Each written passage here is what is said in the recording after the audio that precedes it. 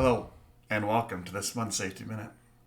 It's May, which also means it's NAOSH week, and this video is going to be an expansion of my very first video, Safety Starts With Me.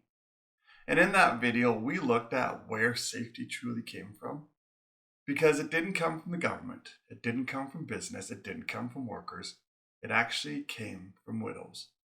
All the safety legislation that we know today was inspired from widows binding together through the loss of their loved ones at work, where they pushed for the first safety legislations to be created.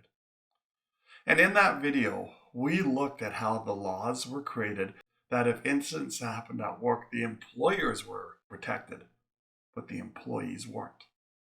And all those laws really said, blame the worker. And these really came down to three laws. The very first one was the assumption of risk. And what that means is if you knew your workplace was hazardous, even before you were hired, that you assume that risk. It doesn't matter if your employer educated about the hazards, it didn't matter if they trained you about them. Simply because you knew your workplace was hazardous, you assumed the risk. The second law was contributory negligence.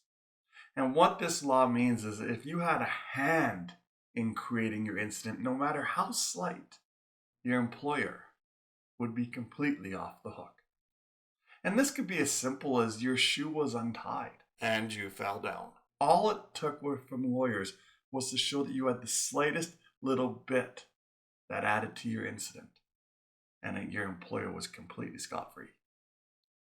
And then the third law was the fellow servant rule. And this law says that if another employee caused an incident and you were injured in the result of that, your employer was completely free because it wasn't their fault, it was created by another employee. And as you can see, these three laws, the way they were designed, really made it easy for lawyers to take any blame an employer could possibly have and put all the blame onto the employee. And that meant that if you got injured at work, you were unable to provide for your family anymore because you couldn't work.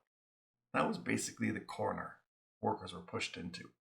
And that's if you were lucky to survive the incident.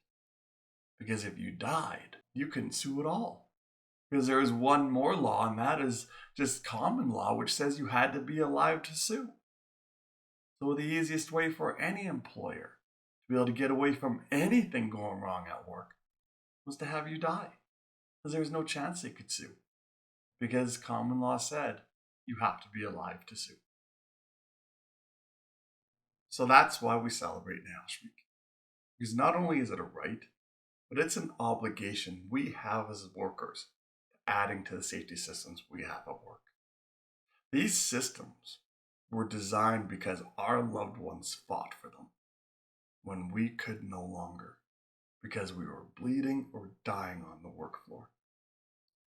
Society had enough of putting just profit and production first. We said we also need to include people. And that's what safety legislation did, is it brought people into how we produce. And by doing so, we both, employers and employees, become profitable. And that allows not only society to function, but for us as workers to be able to provide for our families, to reach for our goals, to live out our dreams, and to spend our time with the people we love, doing all the things we love to do. That is why NAOSH Week is so important. I hope you enjoyed this Safety Minute. If you want more videos like this, please hit the subscribe button. If you want to bring me out to your workplace, go to spencerspeaks.ca. Until the next Safety Minute, stay safe.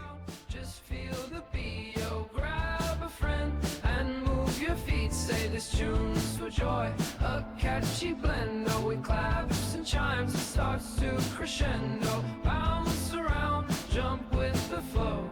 Tap your feet, let's steal the show. Hey.